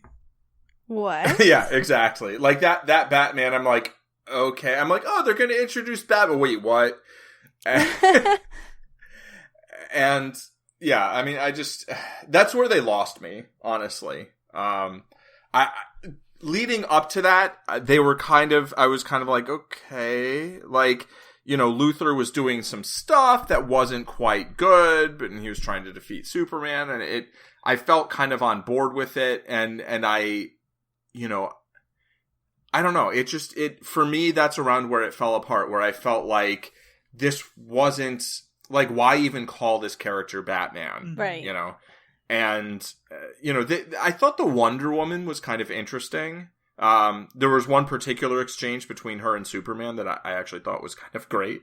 It's like, where she's like, she's the, I guess, diplomat. She's the emissary from Themyscira to the Soviet Union. Right. And her and Superman are like hanging out, and Superman's sort of like, so should we get it on or something? And she's like, oh no, I don't, that, you're not my cup of tea. Like, I come from an island of all women, and that's all I'm interested in. Right. And he's like, oh, okay, cool. Like, I just kind of thought we were supposed to, but like, I'm totally good with not. Yeah. Which I just like, I liked that exchange because it's like, oh, okay, they have a lesbian Wonder Woman, which makes tons of sense. Yeah. And like, Superman sort of like, yeah, whatever, we're good. Like, he isn't like super creepy dude. Like, it's a great way of kind of tweaking the idea of that because Superman and Wonder Woman are like the two top, that they, of course, should be together. I feel like there's a little, like, twist of that. There's also a later line where she says, like, something about how, like, the world of men is terrible because all men do this. And he responds, not all men. Yeah. And I was just like, oh, come on. Like... I didn't realize Themyscira was on the board. but yeah, I agree with you. In the book especially, but also in the movie, for a lot of it, Wonder Woman is like, oh, Superman wants to make the world fundamentally better. He wants to bring more egalitarian values to the world of men. Right. Of like, you know, everyone gets food, everyone gets healthcare, everyone gets a good life. And it kind of is an interesting statement for Wonder Woman because she's not necessarily like huge on the democracy part. She's like, yeah, capitalism's evil. If we're going to make everyone have a better life, I'm down with this. And she later breaks ways with him because when he becomes more authoritarian, but at first she's very much on the side of communism and Superman. And I'm like, yeah, that makes sense for her. Yeah, of course. It does, yeah. Yeah. I mean, her outfit being all spangly is a little odd. Us ladies like short skirts and sparkly outfits. I'm not going to let people keep taking that away from us. It's just like that. It looks like somebody cut up little piece of the American flag and made an outfit out of them. That's exactly I find it really what weird. It's supposed to look like. I know. The point has nothing to do with the shortness of the skirt. It's that it still looks like a very much like Wonder Woman as the American hero fighting for communism. Is that right? She's not from. Isn't that from the... like an oxymoron? Oh, I'm not talking about in this. I'm talking about in general. Her outfit. I like it. In this, I thought she looked pretty cool. I don't think she had the same kind of. It's red and black instead of red and blue. Yeah, right. Fashion Runway with Paul, Matthew, and Ashley. I felt like her boots were on point. Her skirt was too short, but the red, white, and gold on the top, stunning. You like it? I appreciate that you and I had a conversation. We'll get back on topic in a second, but you and I had a conversation where I thought her outfit in Wonder Woman 84 was fundamentally different than her outfit in the original Wonder Woman. And it's just because the lighting was so different and so much darker. Darker in the original, right? Yeah. In the first Wonder Woman? Yeah. Yeah, definitely a very different visual look. Well, Ashley, we're throwing all this at you about this Superman. What's your take? Does this sound like a Superman story you could understand, or does it sound like completely off the canon? It's a lot to take in. But all I can like keep going back to is that, if he would have crash landed in Soviet Russia, then this is what the Superman we would have had. I can't see any like explaining to him that what he's doing is wrong because the people who brought him up would bring him up to think that what he was doing is right, which happens to so many soldiers and like Nazis and, kids in Nazi Germany. Like, think about like Jojo Rabbit, like people who are brought up from a kid thinking that this is what's right. Like, how's Superman supposed to know the difference? Right. I think there's still like, I can't imagine if Superman lands in like 1936 Germany that he grows up to be a Nazi, because I think he'd be able to recognize like what they're doing is wrong. I mean, we would hope so. I think he would, but I think definitely your point of like the way he's brought up still would matter a lot, and that if he's taught that, I think it would have been a very different story if it was Nazi Germany, but the fact that they chose to make it Soviet made it a little bit more easier to take. Right. Well, it's also like, who are his parents, Mm-hmm. I mean, if he was raised by Jewish people in 1936 Germany. Oh, yeah. I don't think it would have happened. Maybe he becomes Magneto or Batman. Yeah, he would have stopped it all because he's Superman. Yeah, that's a good point. I think you could tell some great stories there, because I think one of those things about Red Son that makes it very interesting, that, again, the book I think does well, that the movie stumbles on, is saying, if Superman is taught these ideals, what happens when he realizes that the world he's living in doesn't live up to the ideals that he's been taught? And we get that in him, where he, the ideals of communism and the reality of Stalinism are wildly different. Now, there's nothing in the world that says that people from this completely alien planet of Krypton have to have skin of a particular shade. So I'd love to see another one of these. That's what if, Kal-El has dark skin and lands in Mississippi in the 1950s. Ooh, he would kill a lot of slave owners. In the 1850s. Yeah, I said 1950s. A lot of slave owners in the 1950s. Oh, listen. We all know I'm not good with these. It would definitely be a little different. Dates are hard. It's totally okay. Shh. There's plowing forward. This is I'm actually plowing backwards now. There's a Magneto backstory comic that I don't remember the name of, but I imagine there's not a ton, that is about him growing up in I don't think in Germany, but in Nazi occupied somewhere, and it's heartbreaking, and but have I don't know, a like Superman type character in that setting. I mean, I guess would just be like Magneto probably, but you don't know, you know? I mean, different, similar traumas can affect different people differently. And, similarly, like, growing up in a particular place with parents espousing certain values can affect different people differently. People tend to start off, kind of absorbing the values of their parents and the authority figures around them. But some people reject them, and some people, there's often going to be conflict, right? Between Stalinists and, more old school Marxists. I mean, I imagine that was still going on in the Soviet Union, although I guess it was harder to speak up at the time. Right. Whereas in the United States, it's like, it's still been hard for people to speak out against, I mean, there's ostensibly the freedom to speak out against the government, right? I mean, there is literally, but at the same time, I mean, now we see, I don't know, so many different viewpoints that are like magnified, that are, amplified by the loudest megaphones, metaphorically speaking. But like, we still, some of those to us seem like insane, and then other ones, maybe seem the opposite, but like can't gain that much traction. I mean, I don't know. I think it's a way to look at the last 10, 20, or if not the last 300 years of American history, but certainly more recently as it's a fight over canon. Our canonical version of America is that we are like the land of truth and justice in the American way. And now there's all, we've literally been having political fights over what history gets taught and things like that. And all the different versions of ourselves. And I think there's an interesting parallel there, not to get too into that political discussion, but that these debates over canon don't just happen in real life. They happen in terms of like, how do we remember the World War II? How do we remember Vietnam? How do we remember the civil rights struggle? Just a few nights ago, I watched the movie Malcolm X, it's just called X by Spike Lee, with my two partners. And we had these great conversations about how that version of the civil rights story is so different than the canonical one that most Americans grow up with, of Martin Luther King good, Malcolm X bad, Right. That's all kind of a diatribe, but I should just say, like, I think the questions we're asking about canon and who tells the canon really matter. Yeah, I agree. I think that takes us into kind of the last question, the question I wanted to end on, which is about, we have these massive media companies that are really dominating the viewing landscape with these huge interconnected continuities. I mean, you have Disney, which has the Star Wars universe. It's got, the Marvel Cinematic Universe. It's got other verses, right? And they've got more than 50% of the box office money basically right now.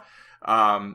And then, you have a couple others that are also huge that are also building these interconnected continuities. How, in that kind of environment, how much room do you feel is left for like stories that don't fit into those worlds, or like kind of how much oxygen is available? And is, I guess, more, do either you see any problems with having this level of, sort of dominance over what we have available to watch? Be that level of dominance held kind of by such a sort of small number of decision makers? It's such a shame, because in any other world, I would be like, give it to the small creators. But because specifically Marvel and Disney have been doing it so well, I'm still enchanted by what they have to offer, because all of it's been so satisfying so far. So I'm like, if you want to be, Nazi Mouse, you do it. You take over all of the TV things. It's awful. And they'll have to figure out how to sub up the money stuff and stocks and shit that I don't know what I'm talking about. But I'm sure that money wise, they can't be in control of everything. But entertainment and artistically wise, so far so good. at least with Marvel. And now that Star Wars is kind of under the same thing, like everything that we've seen from them has been good. Yeah. It's funny because I'm so torn because you say that and I agree with you. And I, to some extent, I'm like, oh, good. Filoni is now in charge of Star Wars, so everything's going to be okay. And in my head, three of us are like fight the man kind of people, but when the man's doing it right, it's like, I don't know what to do. Well, but that's the other thing. Then what I hear in my head is, you know, I go crazy when someone says, it's okay, Captain America can have that power, we trust him. And I'm trying to do the same thing when I say, it's okay. Filoni could, I mean, one of these next Star Wars movies could be terrible. I know. And to me, here's the thing, I think about it a lot, and I don't know how to resolve this, because I think part of the problem is that these things have gotten so expensive because the way we tell these stories now, you know, the special effects, the budget, the huge stars, the publicity, all of that is a huge part of what goes into making it. And on the one hand, I would love it if copyright laws were changed and everyone could make their own version of the Batman movie they wanted to. And I would like to tell you that I would spend just as much time watching the $500,000 awful effects but great acting and great story Batman as I would the upcoming Pattinson movie. I'm not sure I would. And, you know, because I think, Paul, this is such a good point that you're raising with this question, because I enjoy those huge special effects. I love the big pageantry of it all. I think, though, it's why I'm so glad that in some ways, this conversation is making me so much better understand why fan fiction exists. And why I'm glad that there are, like, you know, fan-made podcasts that are kind of telling these stories in, like, radio play versions and things like that. Because I feel like I like that people get to do the big budget stuff, and I agree that just the reality of the economics is that not everyone's going to get to do that. But I do hope that we get in other formats, and maybe, like, written is the way to do this, because that's so much cheaper to do, and you can create the special effects in your head. I don't know. I mean, that doesn't work for everyone, but, like, I guess what I'm kind of saying is I understand why they have that power because of the budgets involved, and also because of the copyright laws, which are stupid and need to get changed. But yeah, I think it's a problem. I think that having only one person get to tell the story is not always the greatest, and I'd love it if more people got to tell these stories. But I don't know how we get there. Yeah. Yeah. I mean, I think no one person should have that much power as, like, a Kevin Feige or a Dave Filoni. But if they do, I hope that they're the right person to have that much power within that universe, which I think with those two, it is true. Mm-hmm.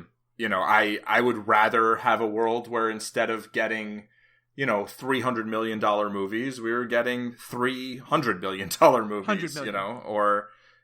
You said 100 billion, but I think you meant 100 million. I definitely said or meant million. He meant yeah. $300 billion. Billion-dollar movies.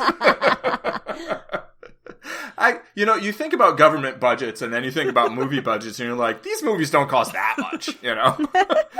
But, yeah, I mean, it's sort of like, I don't want there to be billionaires who are going around being vigilantes, but if vigilantes.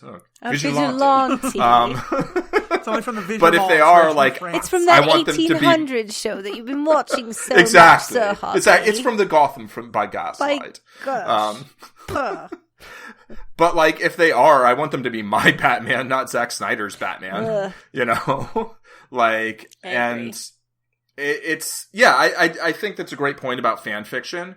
I wish that, like, animated fan fiction were more of a thing. I know that there's this, you know, there's people who make things like this and then they get sued because the mouse is extremely litigious. I think that sucks. You know, I mean, for a while there were people making their own baseball broadcasts where they were basically just doing their own commentary and you could watch the game and listen to their commentary. And it was way better than, like, the, you know, the commercially available commentary. But then they got sued by Major League Baseball. And, you know, I think we need to change intellectual property laws. And I do think animation is the sort of thing where, you know, it's like, I don't think you're going to see a live action Gotham by Gaslight, right? Mm-hmm. A live action Red Sun. it costs a good amount of money to put something like this together, but it's a lot less money. Right. Like, you can make a lot more of these, right, than you can make tentpole films. So, you know, I'm always advocating for more animation, and I think it's something also, like, it's way easier to dub it into other languages, which I think is great in terms of accessibility, right? More people being able to enjoy the content. And, you know, the written word, I think is great. And it's like, you know, I've thought about, like, writing some, like, Batman fan fiction or something. Do it, Paul. Maybe. But then I'm always like, well, or I could write something original and then actually be able to make money off it. There's or nothing like, unoriginal you know, about I mean, you could do just both. go I mean, 50 based on Shades original route characters. So write Batman fanfic. I know. Oh, I know. and then Sell it, send you that know? right to me. And with Robert Pattinson playing Batman, it's like, it's the circle's complete. Him or Christian Bale, and then you just send it right over to me. I'll think about it. I don't mean that part of 50 Shades, but yes. What? I understand. I thought you meant like the leather and the straps and like the jean with the cut shirts and like Yes Master stuff. No, I just mean in terms of like 50 Shades was written as a fan fiction. It was fan fiction. It was Twilight fan fiction. I could really go That was for the a connection. Batman with like leather and handcuffs and stuff. Oh, Like, I guarantee you that's out I mean, there. Paul, if And- you and want to write Catwoman, that book, right? please I send mean, it to I me. Yeah. that fan fiction exists, I am positive. Oh, I'm sure there's like 100 versions. No, of that, I don't want right? anybody else to Yeah. write it. Oh, yeah, okay. Only someone I trust. There you go. Did I make it weird? I'm gonna very slightly. That's okay. No. But I'm gonna plug something for myself and then hand it over to Matthew. Yeah, too. plug it.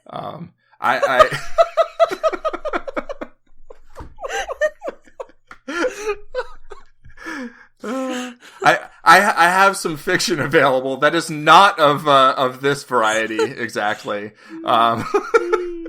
Although it is it kind of dovetails in with some of this stuff. Tantalating. That maybe we could put that in the show description. We'll put that in the show notes. There you go. Mm-hmm. So that was basically it as far as what I had planned for this conversation, and then some. I think we have jumped the leather and chains shark at this point, so it's maybe a good time to wrap things up. We've jumped the king shark. I was going to talk about Justice League Dark Apocalypse War, in which King Shark repeatedly says, "King Shark is a shark," and that was a whole thing. But we didn't. We're not going to include that one. Yeah. But yeah, we jumped the King Shark.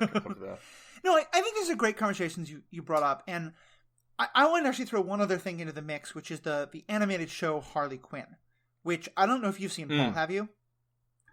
I haven't. I've seen some of the animated movies. With actually, Harley have you Quinn, seen it? Because this version of Harley Quinn is like your perfect version.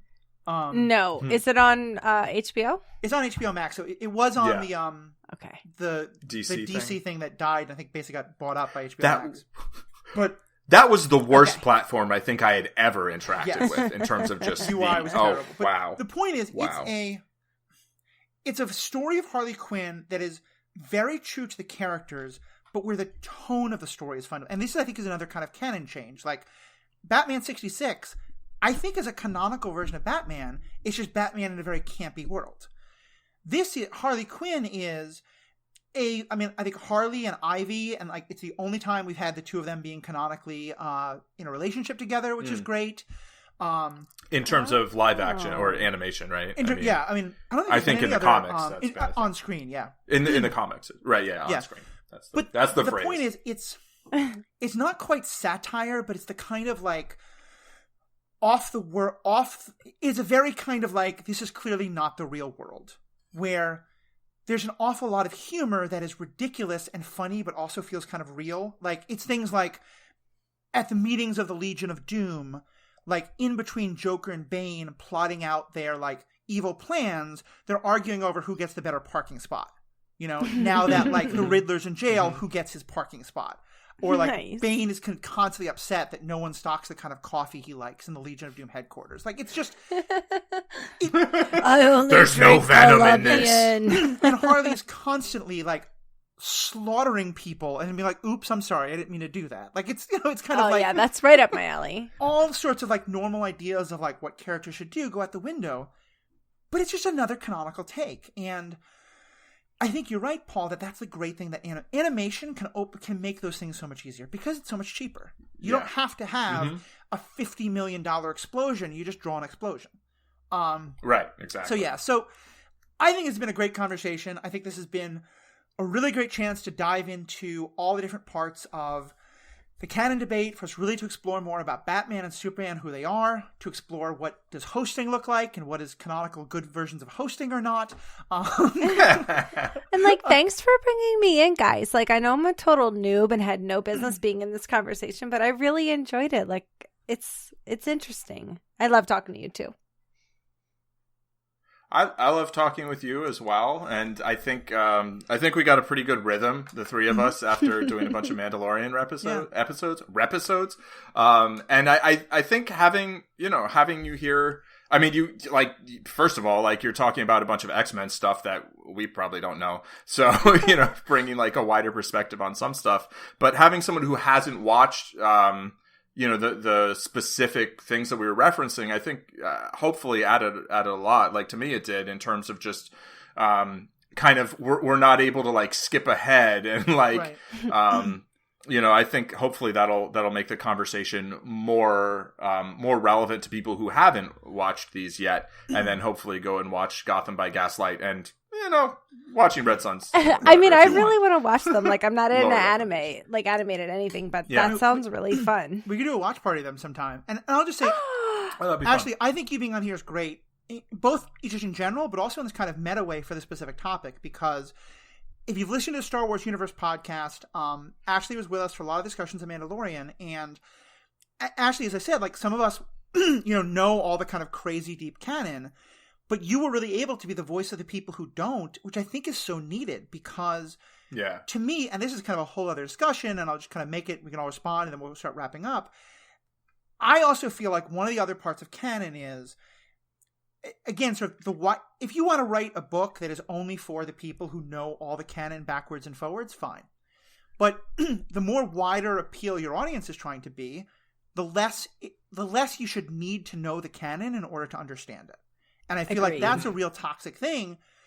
Like Avengers Endgame, it's fine because they've built that up for so many years. But if you made a movie tomorrow about the Fantastic Four, and the only way someone would understand it is if they knew all those Fantastic Four comics, I think hardcore fans would love it. And a lot of us would be like, that's bullshit. That's terrible.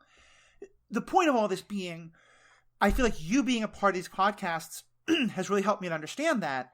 And because that's so much a part of the canonical discussion, I feel like you needed to really be here for this discussion. So, yeah, I know you always like to joke about that, but I'd say you're not a newbie. You're bringing a different perspective that's very much needed, I think, in these conversations. Word. Yeah, I love that.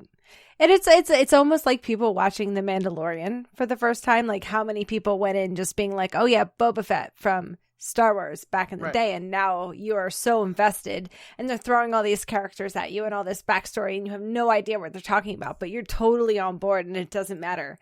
And then you have the opportunity to go back and see all this, log and books and stories and lore and everything that makes this story a complete story that makes sense. And that's like where Star Wars is starting to make this turn for the awesome. And I hope that DC can follow. Well, and so I will use that to wrap up, because we're coming very close to 2 hours, which is the hard limit. Really? Yeah, no, we've been going for a while. Yeah. But it's under 2 hours. I consider that a victory. It is under 2 hours. Yeah. My spouse, who keeps poking her head in with a very plaintive, I'm hungry, please wrap Hi, this up. Mary. Hey, boo. Oh, yeah, go eat. I think it's been a great conversation about canon, and I love that in superhero ethics we can do that. We can take these kind of like longer, wider lens views. And I'll say, we are a proud part of the Stranded Panda podcast network. If you want to learn more about any of these canons, check out the other podcasts we have on the network. Star Wars Universe podcast we've talked about. We're going deep so that you don't have to read all the stuff, but we'll still catch all the references with all the new stuff coming out. The MC... We're going deep so you don't have to... Real deep. Don't make a sexual reference. We're going real deep. I tried. I consider I'm just a guest now. I've completed my hosting duties, so now I can just troll. I know. Now I just have to clean up the mess. But anyway, I had so many dirty things to say. I just can't say them. We're not after dark yet. There's so many great things to do on. There's so many other great podcasts to check out about MCU, DC, Star Wars, Star Trek. All of it can be found there. If you want, but more than anything, what we love is feedback. The best way to reach me and to kind of reach this podcast, and we'll all discuss it, is if you go to theethicalpanda.com. There you'll find our Facebook, our Twitter, our email. Get into conversations with us there. You can also find us on strandedpanda.com, information about our podcasts, as well as all the other podcasts that both Ashley and Paul are often parts of, can all be found there. And also the Stranded Panda chat on Facebook is another great place to have these conversations with us, because you've heard our opinions. Would love to hear yours. Paul, I know you're creating a lot of content these days. People want to hear more about what you're doing, or put in more requests for you to write either more hosting or to do more erotic fan fiction of various kinds. What? Paul, you didn't send me those? I would love to read. Here's the way, Paul, you need to combine all of it. You need to write erotic fan fiction about what's happening at the hotel of the World Series of Poker. That's my personal request. But anyway. Oh my Paul, God. I'm working on a poker story, like the game poker, not like poker. I hardly know. So Paul, tell us where people can find your stuff, so I can finally end this damn podcast. You can find Paul on Pornhub.com. That is not true, to the best of my knowledge. But I do have ZenMadman.com, which is like, by the end of the day, by the time this airs, there's going to be stuff on there again. And, on Twitter at like ZenMadman. Not like ZenMadman, just at ZenMadman. Is it theethicalpanda.com or is it the-ethical-panda.com? Either one will get you to clarify. Okay, good. Wow. Good. Very good. I just wanted to make sure that was the correct link. Yep. True. The correct link. Yeah, so definitely check out more of Paul's work. Check out Paul and Ashley both on the Stranded Panda. Check out all the other great stuff there. And let us know what you think about all this. And on behalf of all three of us and everyone else in the Stranded Panda group, have a great day. Bye. Bye. No one wants to remember that Jeff will be watching? King Shark is a shark.